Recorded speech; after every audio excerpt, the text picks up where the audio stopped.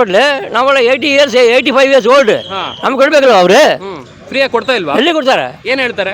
ನಾನು ಒಂದು 2 ತಿಂಗಳಿಂದ ಇದನ್ನ ತೋರಿಸ್ತಾ ಇದ್ದೀನಿ. 2 ತಿಂಗಳಿಂದನೂ ಕೊಡ್ತಾ ಇಲ್ಲ ಇದು ಟ್ಯಾಬ್ಲೆಟು. ಇಲ್ಲೇ ತಗೊಂಡು ಹೋಗ್ತಾ ಇದ್ದೀವಿ. ಮಾನ್ಯ ಮಿನಿಸ್ಟರ್, ಏನು ದಂಧೆ ಮಾಡ್ತಾ ಇದ್ದೀರಾ? ಆಸ್ಪತ್ರೆಗಳಲ್ಲಿ ರೋಗಿಗಳನ್ನ ನೀವು ಅಲಿಸ್ತಾ ಇದ್ದೀರಾ, ಕಣ್ಣೀರು ಹಾಕ್ಸ್ತಾ ಇದ್ದೀರಾ, ಅವ್ರ ಜೀವನವನ್ನು ಹಾಳು ಮಾಡ್ತಾ ಇದ್ದೀರಾ. 1ಕ್ಕೆ 3 ಪಟ್ಟು ಹೊರಗಡೆ ದುಡ್ಡು ಕೊಟ್ಟು ಪ್ರೈವೇಟ್ ಮೆಡಿಕಲ್ಗಳಲ್ಲಿ ಅವರಿಗೆ ಮೆಡಿಸನ್ ತೆಗೆದುಕೊಳ್ಳೋದಕ್ಕೆ ಬರ್ಕೊಡ್ತೀರಿ ಅಂದರೆ ಯಾವ ಮಟ್ಟಕ್ಕೆ ಇಳಿದಿದ್ದೀರಾ ನೀವು ದುಡ್ಡು ಮಾಡೋದಕ್ಕೆ? ಅದ್ವಾ ಟಿವಿಯ ಎಲ್ಲ ವೀಕ್ಷಕರು ನಮಸ್ಕಾರ, ನಾನು ನಿಮ್ಮ ಸೂರ್ಯ ಪ್ರವೀಣ್. ವೀಕ್ಷಕರೇ, ನಿನ್ನೆ ಅಷ್ಟೇ ಖಾಸಗಿ ಮಾಧ್ಯಮಕ್ಕೆ ಒಂದು ಹೇಳಿಕೆಯನ್ನು ವೈದ್ಯಕೀಯ ಶಿಕ್ಷಣ ಸಚಿವರಾದಂತಹ ಶರಣಪ್ರಕಾಶ್ ಪಾಟೀಲ್ ಅವರು ಬಿಡುಗಡೆ ಮಾಡಿದ್ದಾರೆ. ಇನ್ನು ಮುಂದೆ ಕರ್ನಾಟಕದ ಸರ್ಕಾರಿ ಆಸ್ಪತ್ರೆಗಳಲ್ಲಿ, ಸರ್ಕಾರಿ ಆಸ್ಪತ್ರೆ ಆವರಣಗಳಲ್ಲಿ ಜನೌಷಧಿ, ಪ್ರಧಾನಮಂತ್ರಿ ಜನೌಷಧಿ ಕೇಂದ್ರಗಳಿತ್ತು, ಅದಕ್ಕೆ ಅವಕಾಶವನ್ನು ಕೊಡೋದಿಲ್ಲ, ಪರ್ಮಿಷನ್ ಕೊಡೋದಿಲ್ಲ. ಹಾಗೆ ಇರುವಂತಹ ಜನೌಷಧಿ ಕೇಂದ್ರಗಳನ್ನು, ಪ್ರಧಾನಮಂತ್ರಿ ಜನೌಷಧಿ ಕೇಂದ್ರಗಳನ್ನು ತೆರವು ಮಾಡ್ತೇವೆ. ಯಾಕಂದರೆ ನಮ್ಮ ಸರ್ಕಾರಿ ಆಸ್ಪತ್ರೆಯಲ್ಲಿರುವಂತಹ ಮೆಡಿಕಲ್ಗಳಲ್ಲೇ ಎಲ್ಲ ಔಷಧಿಗಳು ಪುಕ್ಕಟೆಯಾಗಿ ಸಿಗುವಂತಹ ಸಂದರ್ಭದಲ್ಲಿ ಯಾವ ಕಾರಣಕ್ಕೆ ಜನರು, ರೋಗಿಗಳು ದುಡ್ಡು ಕೊಟ್ಟು ಜನೌಷಧಿ ಕೇಂದ್ರಗಳಲ್ಲಿ ಮೆಡಿಸನ್ನ ತಗೊಳ್ಬೇಕು, ಔಷಧಿಗಳನ್ನ ತೆಗೆದುಕೊಳ್ಬೇಕು ಎಂಬ ಒಂದು ಹೇಳಿಕೆಯನ್ನು ಅವರು ಕೊಡ್ತಾರೆ, ಮಾತನ್ನು ಹೇಳ್ತಾರೆ. ಆದರೆ ನಮ್ಮ ಪ್ರಶ್ನೆ ಶರಣಪ್ರಕಾಶ್ ಪಾಟೀಲ್ ಅವರೇ, ಜನರು ಅಥವಾ ರೋಗಿಗಳು ಅವರಿಗೆ ಬೇಕಾದ ಜಾಗದಲ್ಲಿ ಅವರು ಔಷಧಿಯನ್ನು ಖರೀದಿ ಮಾಡ್ತಾರೆ. ನಿಮ್ಮ ಸರ್ಕಾರದ ಆಸ್ಪತ್ರೆಗಳಲ್ಲಿರುವಂತಹ ಮೆಡಿಕಲ್ಗಳಲ್ಲಿ ಅಥವಾ ಫಾರ್ಮಸಿಗಳಲ್ಲೇ ಅವ್ರು ತೊಗೋಬೋದು, ಅಥವಾ ಜನೌಷಧಿ ಕೇಂದ್ರಗಳಿಗೆ ಬೇಕಾದರೂ ತೊಗೋಬೋದು. ಅದಕ್ಕೆ ಫ್ರೀಯಾಗಿ ನೀವು ಕೊಡ್ತೀರಿ ಅನ್ನೋ ಕಾರಣಕ್ಕೆ ಯಾಕೆ ಜನೌಷಧಿ ಕೇಂದ್ರಗಳನ್ನು ತೆರೆಯೋದಕ್ಕೆ ಅವಕಾಶ ಕೊಡಲ್ಲ ಅಂತ ಹೇಳ್ತೀರಿ? ಅವ್ರ ಇಷ್ಟ, ಅವ್ರು ಎಲ್ಲಿ ಬೇಕಾದರೂ ತೊಗೋಬೋದು. ಅದ್ರ ಜೊತೆಗೆ ಬಹಳ ಕಡಿಮೆ ಬೆಲೆಯಲ್ಲಿ ಪ್ರಧಾನಮಂತ್ರಿಯವರು ಯೋಜನೆಯನ್ನು ಮಾಡಿಕೊಟ್ಟಿದ್ದಾರೆ. ಪ್ರಧಾನಮಂತ್ರಿ ಜನೌಷಧಿ ಕೇಂದ್ರಗಳಿಂದ ಎಲ್ಲ ಥರದ ಔಷಧಿಗಳು ಕೂಡ ಆ ಒಂದು ಮೆಡಿಕಲ್ ಫಾರ್ಮಸಿಗಳಲ್ಲಿ ಸಿಗ್ತವೆ, ಲಭ್ಯ ಇದೆ. ಆದರೆ ನಿಮ್ಮ ಸರ್ಕಾರಿ ಆಸ್ಪತ್ರೆಗಳಲ್ಲಿ ಎಲ್ಲ ಔಷಧಿಗಳ, ಎಲ್ಲ ರೀತಿಯ ಕಾಯಿಲೆಗಳಿಗೆ ಔಷಧಿಗಳು ದೊರಕ್ತಾ ಇದೆಯಾ, ಸಿಗ್ತಾ ಇದೆಯಾ? ನಿಮ್ಮ ಡಾಕ್ಟರ್ಗಳೇ, ಸರ್ಕಾರಿ ಡಾಕ್ಟರ್ಗಳೇ ಔಷಧಿಗಳನ್ನು ಬೇರೆ ಹೊರಗಡೆ ಇರುವಂತಹ ಪ್ರೈವೇಟ್ ಮೆಡಿಕಲ್ಗಳಿಗೆ ಬರ್ಕೊಡುವಂಥದ್ದನ್ನ ನಾವು ಸಾಕಷ್ಟು ಬಾರಿ ನೋಡಿದ್ದೇವೆ. ಅದಕ್ಕೆ ಸಾಕ್ಷಿಗಳು ನಮ್ಮ ಹತ್ರ ಇವೆ. ನೀವು ಯಾವ ಕಾರಣಕ್ಕೆ, ಹೇಗೆ ಹೇಳ್ತೀರಿ ಧೈರ್ಯದಿಂದ ನಮ್ಮ ಸರ್ಕಾರಿ ಆಸ್ಪತ್ರೆಯಲ್ಲೇ ಎಲ್ಲ ರೀತಿಯ ಮೆಡಿಸನ್ಗಳು ಸಿಗ್ತವೆ ಅಂತ? ಅದನ್ನು ನೀವು ಪ್ರೂವ್ ಮಾಡೋದಕ್ಕೆ ಸಾಧ್ಯ ಇದೆಯಾ? ಒಮ್ಮೆ ನಿಮ್ಮ ಹೇಳಿಕೆಯನ್ನು ಪರಿಶೀಲನೆ ಮಾಡ್ಕೊಳ್ಳಿ, ಮತ್ತು ನಿಮ್ಮ ಹೇಳಿಕೆಯನ್ನು ನೀವು ಒಂದು ಸತಿ ಮನವರಿಕೆ ಮಾಡ್ಕೊಳ್ಳಿ. ಯಾವ ಕಾರಣಕ್ಕೆ ನೀವು ಇಂಥ ಹೇಳಿಕೆಯನ್ನು ಕೊಟ್ಟಿದ್ದೀರಿ? ಯಾವ ಕಾರಣಕ್ಕೆ ಜನೌಷಧಿ ಕೇಂದ್ರಗಳನ್ನು, ಪ್ರಧಾನಮಂತ್ರಿ ಜನೌಷಧಿ ಕೇಂದ್ರಗಳನ್ನು ರಾಜ್ಯದ ಸರ್ಕಾರಿ ಆಸ್ಪತ್ರೆಗಳಲ್ಲಿ ಇನ್ನು ಮುಂದೆ ತೆರೆಯುವಂತಿಲ್ಲ? ಕಡಿಮೆ ಬೆಲೆಯಲ್ಲಿ ಸಿಗುವಂಥ ಔಷಧಿಯನ್ನು ಯಾವ ಜನ ಎಲ್ಲಿ ಬೇಕಾದರೂ ಕೊಂಡುಕೊಳ್ಬೋದು. ಬಹುಶಃ ನಿಮ್ಮ ಉದ್ದೇಶ ಏನಾದರೂ ಖಾಸಗಿ ಮೆಡಿಕಲ್ಗಳಿಗೆ ಲಾಭವಾಗಲಿ ಅನ್ನೋ ನಿಟ್ಟಿನಲ್ಲಿ ಏನಾದರೂ ಹೇಳಿಕೆ ಕೊಡ್ತಾ ಇದ್ದೀರಾ? ನಾವು ಪ್ರಶ್ನೆ ಮಾಡ್ತಾ ಇದ್ದೀವಿ ಜನರ ಮೂಲಕ, ರೋಗಿಗಳ ಮೂಲಕ. ನಾವು ಹಾಗೆ ಇವತ್ತು ನಗರದ ಅತಿ ದೊಡ್ಡ ಸರ್ಕಾರಿ ಆಸ್ಪತ್ರೆ ಆದಂತಹ ವಿಕ್ಟೋರಿಯಾ ಆಸ್ಪತ್ರೆಗೆ ಬಂದಿದ್ದೇವೆ. ಇಲ್ಲಿ ಆಸ್ಪತ್ರೆಯ ಆವರಣದಲ್ಲಿ ನಾವು ಗಮನಿಸಿದ್ರೆ 3-4 ಫಾರ್ಮಸಿಗಳಿದ್ದಾವೆ. ನೀವು ಹಿಂದೆ ಕಾಣ್ಬೋದು, ಜನತಾ ಬಜಾರ್ ಔಷಧಿ ಮಳಿಗೆ ಇದೆ, ಜನರಿಕ್ ಔಷಧಿ ಮಳಿಗೆ ಇದೆ, ಹಾಗೆ ಅಲ್ಲೊಂದು ಔಷಧಿ ಮಳಿಗೆ ಇದೆ ಸಂಜೀವಿನಿ ಅಂತ. ಇವೆಲ್ಲ ಸರ್ಕಾರಿ ಸ್ವಾಮ್ಯದ ಔಷಧಿ ಮಳಿಗೆಗಳೇ ಆಗಿರ್ಬೋದು. ಆದರೆ ಪ್ರಧಾನಮಂತ್ರಿ ಜನೌಷಧಿ ಕೇಂದ್ರ ಈ ಆಸ್ಪತ್ರೆಯಲ್ಲಿ ಇಲ್ಲ. ನಗರದ ಪ್ರಖ್ಯಾತವಾದಂತಹ ಸರ್ಕಾರಿ ಆಸ್ಪತ್ರೆ, ಬಹುದೊಡ್ಡ ಸರ್ಕಾರಿ ಆಸ್ಪತ್ರೆ ವಿಕ್ಟೋರಿಯಾದಲ್ಲಿ ಪ್ರಧಾನಮಂತ್ರಿ ಜನೌಷಧಿ ಕೇಂದ್ರ ಇಲ್ಲ, ಇಲ್ಲಿವರೆಗೂ ಸ್ಥಾಪನೆ ಆಗಿಲ್ಲ. ಬಹುಶಃ ಇವರ ಹೇಳಿಕೆಯನ್ನು ಗಮನಿಸಿದ್ರೆ ಇನ್ನು ಮುಂದೆನೂ ಅದಕ್ಕೆ ಅವಕಾಶ ಇಲ್ಲ ಅಂತ ಕಾಣುತ್ತೆ. ಹೊರಗಡೆ ಇದೆ ಅಂತ ಹೇಳ್ತಾರೆ, ಆದರೆ ಹೊರಗಡೆ ಹೋಗಿ ಅದೇನು ಮಾಡ್ತಾರೋ ಗೊತ್ತಿಲ್ಲ ನಮಗೆ. ಹೊರಗಡೆ ಹೋಗಿ ಜನ ಅಥವಾ ಇಲ್ಲಿಯ ರೋಗಿಗಳು ಇಲ್ಲಿಂದ ಅರ್ಧ ಕಿಲೋಮೀಟ್ರ್, 1 ಕಿಲೋಮೀಟ್ರು ಈ ಆಸ್ಪತ್ರೆ ಆವರಣದ ಹೊರಗಡೆ ಹೋಗಿ ಜನೌಷಧಿ ಕೇಂದ್ರದಲ್ಲಿ ಔಷಧಿ ತೆಗೆದುಕೊಳ್ಬೇಕಾ, ಅಥವಾ ಆಸ್ಪತ್ರೆ ಆವರಣದಲ್ಲೇ ತ್ವರಿತಗತಿಯಲ್ಲಿ ತುರ್ತು ಪರಿಸ್ಥಿತಿಯಾಗಿ ಬೇಕಾಗಿರುವಂಥ ಔಷಧಿಗಳನ್ನು ಇಲ್ಲಿ ತೆಗೆದುಕೊಳ್ಳೋದಕ್ಕೆ ಅವಕಾಶ ಇರಬೇಕಾ? ನೀವು ನೋಡಿರ್ಬೋದು ಅಲ್ಲಿ ಎಷ್ಟು ಜನ ಕ್ಯೂ ನಿಂತಿದ್ದಾರಂತ. ಬೆಳಗ್ಗೆಯಿಂದ ರಾತ್ರಿವರೆಗೂ ಬಹುಶಃ ಇದೇ ಕ್ಯೂ ಇರುತ್ತೆ. ಯಾಕೆ ಒಂದು ಜನೌಷಧಿ ಕೇಂದ್ರ, ಪ್ರಧಾನಮಂತ್ರಿ ಅವರು ಕೊಟ್ಟಿರುವಂಥ ಜನೌಷಧಿ ಕೇಂದ್ರವನ್ನು ಇಲ್ಲೂ ತೆರೆದ್ರೆ ಆ ಒಂದು ಒತ್ತಡ ಕಡಿಮೆ ಆಗುತ್ತಲ್ವ? ಕಡಿಮೆ ಬೆಲೆಯಲ್ಲಿ ಸಿಗುವಂಥ ಔಷಧಿಗಳನ್ನು ರೋಗಿಗಳು ತೆಗೆದುಕೊಳ್ತಾರೆ ಅಲ್ಲಿ, ಮತ್ತು ಎಲ್ಲ ರೀತಿಯ ಸಮರ್ಪಕವಾದ ಔಷಧಿಗಳು ಲಭ್ಯ ಇರ್ತವೆ. ಇಲ್ಲಿ ಎಲ್ಲ ರೀತಿಯ ಸಮರ್ಪಕವಾದ ಔಷಧಿಗಳು ಲಭ್ಯವಿದ್ದರೂ ಅದರ ಬೆಲೆ ಎಷ್ಟಿರುತ್ತೆ? ಬಹಳಷ್ಟು ವ್ಯತ್ಯಾಸ ಇದೆ ಆ ಬೆಲೆಗೆ. ಸರ್ಕಾರದ ಆಸ್ಪತ್ರೆಗಳಿಗೆ ಒಳಪಟ್ಟಂತಹ ಫಾರ್ಮಸಿಗಳಲ್ಲಿ ಎಲ್ಲ ರೀತಿಯ ಔಷಧಿಗಳು ದೊರಕ್ತವ? ಅದನ್ನು ಫಸ್ಟ್ ಯೋಚನೆ ಮಾಡಬೇಕು ನೀವು. ಹಾಗೆ ಇಲ್ಲಿರುವಂತಹ ರೋಗಿಗಳು ಏನು ಹೇಳ್ತಾರೆ ಈ ವಿಚಾರವಾಗಿ, ಅವರು ಎಲ್ಲಿ ಔಷಧಗಳನ್ನು ತೆಗೆದುಕೊಳ್ಳೋದಕ್ಕೆ ಬಯಸ್ತಾರೆ ಎಲ್ಲವನ್ನು ಅವರಿಂದ ಕೇಳೋಣ ಬನ್ನಿ. ಒಂದಷ್ಟು ಜನನ ಮಾತಾಡ್ಸೋಣ ನಾವು.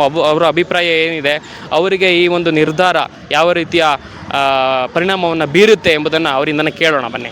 ನೀವೇನು ಹೇಳ್ತೀರಿ? ಪ್ರಧಾನಮಂತ್ರಿ ಅವರ ಜನೌಷಧಿ ಕೇಂದ್ರ ಓಪನ್ ಅದರಿಂದ ಭಾರಿ ಉಪಯೋಗ ಸರ್. ನಮಗೆ ನಮ್ಮಂಥ ಬಡ ರೈತರಿಗೆ ಭಾರಿ ಅನುಕೂಲ, ತೆಗಿಬೇಕು ಸರ್.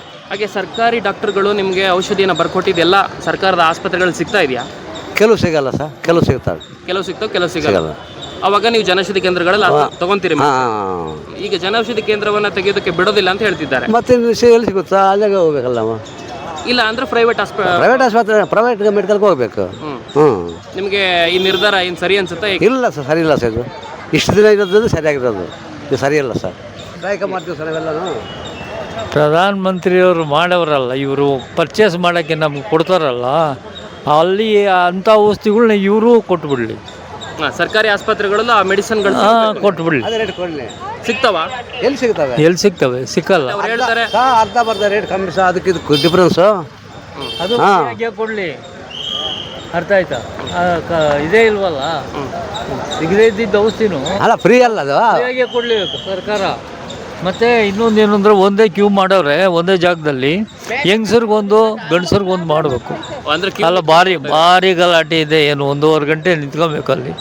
ವಯಸ್ಸಾದವ್ರು ಏನು ಮಾಡ್ತಾರೆ ಅಂಥದ್ದೊಂದು ಮಾಡಲಿ. ಇನ್ನೊಂದು ಆಯಾ ಡಿಪಾರ್ಟ್ಮೆಂಟ್ಗೆ ಒಂದೊಂದು ಕೌಂಟರ್ ಮಾಡಿದ್ರೆ ಮಾತ್ರೆಗಳು ರೈತರುಗಳೇ ಆಗಲಿ ಜನಗಳಿಗೆ ಆಗಲಿ ವಯಸ್ಸಾದವ್ರಿಗೆ ಆಗಲಿ ಒಳ್ಳೆಯದು.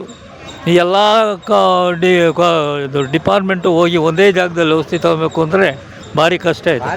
ಹೋಗಿದ್ದು ಸರ್ 1.5 ಗಂಟೆ ಆಯ್ತು ಸರ್. ಅಡುಗೆ ಅದು ಪ್ರಧಾನಮಂತ್ರಿ ಕಮ್ಮಿ ಆಗೋ ಮುಚ್ಚಾವಾಗ್ನಿಂದ ಬರೇ ದುಡ್ಡು ಕಟ್ಟಬೇಕಂದ್ರೆ ಸಾಯಂಕಾಲ ಆಗ್ತೈತೆ, ಅಷ್ಟೊಂದು ಪಬ್ಲಿಕ್ ಆಗಿಬಿಟ್ಟೈತೆ. ಬರೇ ಒಂದು ದಿವಸ ಆಗುತ್ತೆ, ಒಂದು ಬ್ಲಡ್ ಟೆಸ್ಟ್ಗಾಗಲಿ ಒಂದು ಬಿಲ್ ಕಟ್ಟೋಕ್ಕಾಗಲಿ ಒಂದು ದಿವಸ ಆಗುತ್ತೆ. ಹಾಗೆ ನಿಮ್ಗೆ ಬೇಕಾದಂಥ ಔಷಧಿಗಳೆಲ್ಲ ಆಸ್ಪತ್ರೆ ಒಳಗಡೆ ಸಿಗ್ತಾವ? ಇಲ್ಲ ನೋಡ್ರಿ, ಇವಾಗ ಬರ್ದು ಕೊಟ್ಟಿದ್ದಾರೆ ನಮ್ಗೆ. ಎಲ್ಲಿ ಹೋಗ್ತಾ ಇದ್ದೀರಿ ನೀವು ತಗೊಂಡು? ಇಲ್ಲಿ ಹೋಗದೆ ಇಲ್ಲಿ ಇಲ್ಲ ಅಂತೆ, ಇವಾಗ ಆಚೆ ಕಡೆ ಹುಡುಕ್ತಾ ಇದ್ದೀನಿ. ನೋಡಿ ವೀಕ್ಷಕರೇ, ಇಲ್ಲಿ ಇವರಿಗೆ ಒಂದು ಮೆಡಿಸನ್ ಬರ್ಕೊಟ್ಟಿದ್ದಾರೆ ಡಾಕ್ಟ್ರು. ಆ ಮಿನಿಸ್ಟ್ರು ಹೇಳ್ತಾರೆ ಎಲ್ಲ ಥರದ ಔಷಧಿಗಳು ಸರ್ಕಾರಿ ಆಸ್ಪತ್ರೆಗಳು ಸಿಗ್ತವೆ, ಆ ಕಾರಣಕ್ಕಾಗಿ ನಾವು ಜನೌಷಧಿ ಕೇಂದ್ರಗಳನ್ನು ಮುಚ್ತೇವೆ, ತೆರೆಯೋದಕ್ಕೆ ಪರ್ಮಿಷನ್ ಕೊಡೋದಿಲ್ಲ ಅಂತ. ಆದರೆ ಇಲ್ಲಿ ಇವರಿಗೆ ಬರ್ಕೊಟ್ಟಂತಹ ಮೆಡಿಸನ್ನು ಇಲ್ಲಿ ಉಳಿದಂತಹ ಜನರಿಕ್ ಔಷಧಿ ಮಳಿಗೆಯಲ್ಲೂ ಇಲ್ಲ, ಜನತಾ ಬಜಾರ್ ಔಷಧಿ ಮಳಿಗೆಯಲ್ಲೂ ಇಲ್ಲ. ಹೊರಗಡೆ ಅವರು ಪ್ರೈವೇಟ್ ಮೆಡಿಕಲ್ಗಳಿಗೆ ಹೋಗಬೇಕು. ಈ ಥರದ ಒಂದು ಮೆಡಿಕಲ್ ಮಾಫಿಯಾ ದಂಧೆಗಳು ನಡೀತಾ ಇದೆ ರಾಜ್ಯದಲ್ಲಿ. ಅದಕ್ಕೆ ಸರ್ಕಾರವೇ ಒಂದು ರೀತಿಯ ಕುಮ್ಮಕ್ಕನ್ನು ಕೊಡ್ತಿದೆ ಅಂತ ಅನುಮಾನ ಬೀಳ್ತಾ ಇದೆ. ಯಾಕಂದರೆ ಇವರು ಈ ಮೆಡಿಸನ್ಗೋಸ್ಕರ ಈಗ 1 ಕಿಲೋಮೀಟ್ರ್ ಆಚೆ ಹೋಗಿ ಪ್ರೈವೇಟ್ ಮೆಡಿಕಲಲ್ಲಿ ಇದನ್ನು ಪರ್ಚೇಸ್ ಮಾಡಬೇಕು, ಒಂದಕ್ಕೆ 2 ಪಟ್ಟು ಹಣವನ್ನು ಕೊಟ್ಟು ಪರ್ಚೇಸ್ ಮಾಡಬೇಕು. ಹಾಗಿದ್ರೆ ನೀವು ಸರ್ಕಾರಿ ಆಸ್ಪತ್ರೆಯಲ್ಲಿ ಕೊಡುವಂಥ ಪುಕ್ಕಟೆ ಮೆಡಿಸನ್ ಎಲ್ಲಿದೆ? ಈ ಮೆಡಿಸನ್ ಎಲ್ಲಿದೆ ಸ್ವಾಮಿ? ಇದಕ್ಕೆ ಉತ್ತರವನ್ನು ಕೊಡಿ. ನೀವು ಫ್ರೀಯಾಗಿ ಎಲ್ಲ ತರಹದ ಮೆಡಿಸನನ್ನು ಕೊಡ್ತೀವಿ ಅಂತ ಹೇಳ್ತಿದ್ದೀರಲ್ಲ, ಹಾಗಾದರೆ ಇವರು ಈಗ ಯಾವ ಕಾರಣಕ್ಕಾಗಿ ಇವರಿಗೆ ಡಾಕ್ಟರ್ ಬರ್ಕೊಟ್ಟಿದ್ದಾರೆ, ಇದನ್ನ ಯಾವ ಕಾರಣಕ್ಕಾಗಿ ಅವರು ಹೊರಗಡೆ ಹೋಗಬೇಕು ತೆಗೆದುಕೊಳ್ಳೋದಕ್ಕೆ? ಎಲ್ಲಿಂದ ತರ್ತಾ ಇದ್ದೀರಿ ನೀವು ಇದನ್ನ? ಬರ್ಕೊಟ್ಟಿದ್ದಾರೆ, ಅಲ್ಲಿ ಸಿಗ್ತಾ ಇಲ್ಲ. ಇವಾಗ ನಾವು ಬೇರೆ ಕಡೆ ತಗೊಳ್ಬೇಕು. ನೋಡಿ, ಇವರಿಗೆ ಈ ಮೆಡಿಸನನ್ನು ಬರ್ಕೊಟ್ಟಿದ್ದಾರೆ.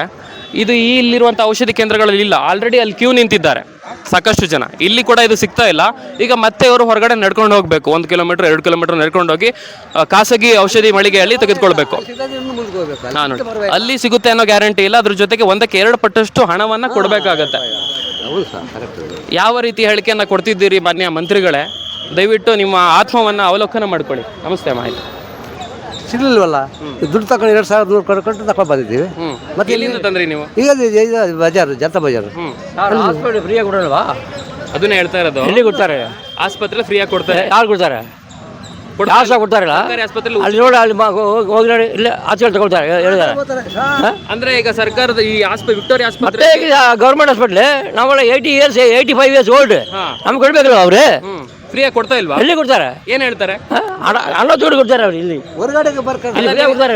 ಅಣ್ಣ, ನೀವು ಕೇಳ್ಬೇಕಲ್ವಾ ಸರ್ಕಾರಿ ಆಸ್ಪತ್ರೆಯಲ್ಲಿ ಮೆಡಿಸಿನ್ ಫ್ರೀ? ಅವನು ಏನ್ ಹೇಳ್ತಾರೆ ಗೊತ್ತಿಲ್ಲ ಸರ್. ಅಲ್ಲಿ ತಗೊಳ್ತಾರೆ, ಆಚೆ ಬಡ್ಡಿ ಕೊಡ್ತಾರೆ. ಅವರೇ ಒಂದ್ ನಿಮಿಷ, ಅವರೇ ಹೇಳ್ತಾರಾ ಹೊರಗಡೆ ತಗೊಳ್ಳಿ ಅಂತ? ಹೌದು, ಅವರೇ ಹೇಳೋದು. ಮಿನಿಸ್ಟ್ರು ಏನು ಉತ್ತರ ಕೊಡ್ತೀರಿ ಇದಕ್ಕೆ? ಆಸ್ಪತ್ರೆಯಲ್ಲೇ ಸ್ವತಃ ಫಾರ್ಮಸಿಯಲ್ಲೇ ಡಾಕ್ಟರ್ ಹೇಳ್ತಾರಂತೆ ಹೊರಗಡೆ ಹೋಗಿ ಮೆಡಿಸನ್ ಅನ್ನ ನೀವು ಖರೀದಿ ಮಾಡಿ ಅಂತ. 82 years ಓಲ್ಡ್. ಏನು ಬ್ಲಡ್ ಬಂದಿದೆ ಅವ್ರದ್ದು. ಆಚೆ ತಗೊಳ್ಳಿ ಸರ್, ಇದು ಆಚೆ ತಗೊಂಡು ನೋಡಿ ಟ್ಯಾಬ್ಲೆಟ್ 300 ರೂಪಾಯಿ ಟ್ಯಾಬ್ಲೆಟ್. ಇಲ್ವಾ? ಗೌರ್ಮೆಂಟ್ ಇಲ್ವಾ? ನೋಡಿ, 300 ರೂಪಾಯಿ ಕೊಟ್ಬಿಟ್ಟು ಇವ್ರು ಹೊರಗಡೆ ತಗೊಂಡ್ಬಂದಿದ್ದಾರೆ. ಇದು ಅವ್ರದ್ದಿಲ್ವಾ? ಹಿಂಗೆ ಸಿಗುತ್ತೆ ಹೊರ ಇಲ್ವಾ? ಇಲ್ಲೆಲ್ಲಿ ಸಿಗುತ್ತೆ? ಯಾವ್ದು ಇಲ್ಲ ಹೇಳ್ತಾರೆ ಸರ್. BP ಟ್ಯಾಬ್ಲೆಟ್ ಮಾತ್ರ ಕೊಡ್ತಾರೆ, 1 ರೂಪಾಯಿ ಅದು ಕೊಡ್ತಾರೆ. ಈ ಥರ ಟ್ಯಾಬ್ಲೆಟ್ ಕೊಡೋಲ್ಲ. ಮತ್ತು ಔಷಧಿ ಕೊಡೋಲ್ಲ, ಟಾನಿಗೆ ಅದು ಕೊಡೋಲ್ಲ. ಅದು ಎಷ್ಟು 10 ml 200 rupees. ಅಲ್ಲಿ ಹೇಳ್ತಾರೆ ಇಲ್ಲ ಸರ್, ಇಲ್ಲಿ ಇಲ್ಲ ಸರ್, ಇಲ್ಲಿ ಇಲ್ಲ ಸರ್, ಇದು ಇಲ್ಲ ಸರ್, ಅದು ಇಲ್ಲ ಸರ್, ಹಾಗೆ ಹೇಳ್ತಾರೆ. ಎಲ್ಲಿ ಸರ್ ನಾವು? ಮಂತ್ರಿಗಳೇ, ಇದನ್ನೆಲ್ಲ ನೀವು ಅವಲೋಕನ ಮಾಡದೆ, ಅನ್ವೇಷಣೆ ಮಾಡದೆ, ವಿಚಾರಣೆ ಮಾಡದೆ ಹೇಗೆ ಏಕಾಏಕಿ ನೀವು ಜನೌಷಧಿ ಕೇಂದ್ರವನ್ನು ತೆರೆಯೋದಕ್ಕೆ ಅವಕಾಶ ಕೊಡಲ್ಲ ಅಂತ ಹೇಳಿಬಿಟ್ರಿ? ನೋಡಿ ಇಲ್ಲಿ ಎಷ್ಟು ಜನ ರೋಗಿಗಳಿದ್ದಾರೆ, ಅವರಿಗೆ ಆಸ್ಪತ್ರೆಯಲ್ಲಿ ಬೇಕಾದಂತಹ ಔಷಧಿಗಳು ಸಿಗ್ತಾ ಇಲ್ಲ. ಹೊರಗಡೆಯಿಂದ ತಗೊಂಬನ್ನಿ ಅಂತ ಅವರೇ ಹೇಳ್ತಾ ಇದ್ದಾರೆ ನೇರವಾಗಿ. ಸಿಗ್ತಾ ಇಲ್ವಾ? ಬನ್ನಿ ಈ ಕಡೆ ಬನ್ನಿ, ಬನ್ನಿ. ಇದು ನಾನು ಒಂದು 2 ತಿಂಗಳಿಂದ ಇದನ್ನು ತೋರಿಸ್ತಾ ಇದ್ದೀನಿ. 2 ತಿಂಗಳಿಂದನೂ ಕೊಡ್ತಾ ಇಲ್ಲ ಇದು ಟ್ಯಾಬ್ಲೆಟು, ಇಲ್ಲೇ ತಗೊಂಡು ಹೋಗ್ತಾ ಇದ್ದೀವಿ. ನೋಡಿ ಇವ್ರು ಹೇಳ್ತಾ ಇದ್ದಾರೆ 2 ತಿಂಗಳಿಂದ ಇವ್ರು ಕೇಳ್ತಿದ್ದಾರಂತೆ ಈ ಮಾತ್ರೆಗಳು, ಈ ಟ್ಯಾಬ್ಲೆಟ್, ಔಷಧಿ ಇಲ್ಲಿ ಸಿಗ್ತಾ ಇಲ್ಲ ಆಸ್ಪತ್ರೆ, ಸರ್ಕಾರಿ ಆಸ್ಪತ್ರೆ. ಏನು ಸಿಕ್ಕಿಲ್ಲ ಸರ್, ಏನು ಕೊಡಲ್ಲ ಅವರು. ಇವಾಗ ಅಲ್ಲಿ ಹೋಗಿ ಅದ್ರ ಸ್ಟಾಕ್ ಇಲ್ಲ, ಬರೀ ಸ್ಟಾಕ್ ಇಲ್ಲ ಅಂತವ್ರೆ. ಎಲ್ಲ ಇರ್ತಾರೆ. ಫಾರ್ಮಸಿಯಲ್ಲಿ ಸ್ಟಾಕ್ ಇಲ್ದೇನೆ ನಿಮ್ಮ ಸರ್ಕಾರಿ ಆಸ್ಪತ್ರೆಯಲ್ಲಿ ಮೆಡಿಸನ್ ಅಣ್ಣ ಒಂದು ನಿಮಿಷ. ಸಿಗುತ್ತೆ, ಇಲ್ಲೇ ಸಿಗುತ್ತೆ. ಅಲ್ಲಿ ಇಲ್ಲ, ಇಲ್ಲಿ ಸಿಗುತ್ತಾ, ದುಡ್ಡು ಕೂಡ ಸಿಗುತ್ತಾ? ನಮ್ಮ 82 years ಓಲ್ಡ್. ಈಗ ಏನಾಗಿದೆ ಗೊತ್ತಣ್ಣ, ಪ್ರಧಾನ ಮಂತ್ರಿ ಜನೌಷಧಿ ಕೇಂದ್ರ ಅಂತ ಆಸ್ಪತ್ರೆಗಳಲ್ಲಿ ಇತ್ತು, ಅಲ್ಲಿ ಕಡಿಮೆ ಬೆಲೆಯಲ್ಲಿ ಔಷಧಿಗಳು ಎಲ್ಲಿ ಕೊಡ್ತಾರೆ ಕೇಳಿ. ಅಲ್ಲಿ ಹೋಗ್ತಾರೆ, ಅಲ್ಲಿಗೆ ಹಣ ಕೇಳ್ತಾರೆ, ಇಲ್ಲಿ ಹಣ ಕೇಳ್ತಾರೆ. ಇಲ್ಲಿ ಕೇಳಿಸ್ಕೊಳ್ಳಿ ಅಣ್ಣ, ಇಲ್ಲಿ ಜನೌಷಧಿ ಕೇಂದ್ರಗಳನ್ನ ಇನ್ಮೇಲೆ ತೆರಿಬಾರ್ದು ಅಂತ ಮೊನ್ನೆ ಮಿನಿಸ್ಟರ್ ಹೇಳಿದಾರೆ ನಿನ್ನೆ. ಅದ್ರ ಬಗ್ಗೆ ಏನ್ ಹೇಳ್ತೀರಿ ನೀವು? ನಾನೇ ನೋಡಿದೆ, ಒಳಗಡೆ ಬರೀ ಕೊಡ್ಬೇಕಲ್ವಾ, ಅವ್ರು ಯಾವ ಟ್ಯಾಬ್ಲೆಟ್ ಕೊಡೋಲ್ಲ, ಎಲ್ಲ ಔಷಧಿ ತಗೊಳ್ಳಿ ಸರ್. ಅದು ಮತ್ತೆ ಹಾಸ್ಪಿಟಲ್ ಇದ್ದಾರೆ ಅವರು, ಮತ್ತೆ ಗೌರ್ಮೆಂಟ್ ಹಾಸ್ಪಿಟ್ಲ್. ಅದನ್ನೇ ನಾವು ಕೇಳ್ತಾ ಇರೋದು, ಯಾವ ಕಾರಣಕ್ಕೆ ಸರ್ಕಾರಿ ಆಸ್ಪತ್ರೆ ಮನುಷ್ಯ ನೋಡೋಕೆ ನೀವು ನೋಡಿ ಹೇಳ್ಬೇಕು. ನಮ್ಮ ಏಜ್ ಆದ್ರಿ ಯಾವ್ದು ಇಲ್ಲ ಹೇಳ್ತಾರೆ, ಅಲ್ಲಿ ಸ್ಕ್ಯಾನ್ ತಗೊಂಡು 5,000 ಕೇಳ್ತಾರೆ. ಮತ್ತೆ ತಮಿಳ್ನಾಡಲ್ಲಿ ಚೆನ್ನೈಲಿ ಯಾವ್ದು ಎಲ್ಲ ಫ್ರೀ ಕೊಡ್ತಾರೆ, ಇದೇ ಟ್ಯಾಬ್ಲೆಟ್ ಕೊಡ್ತೀವಿ ಫ್ರೀ, ಅಲ್ಲಿ ಕೊಡ್ತಾರೆ ಫ್ರೀ ಕೊಡ್ತಾರೆ. ಇವ್ರಿಗೆ ಕೊಡೋಕ್ಕಾಗಲ್ವಾ?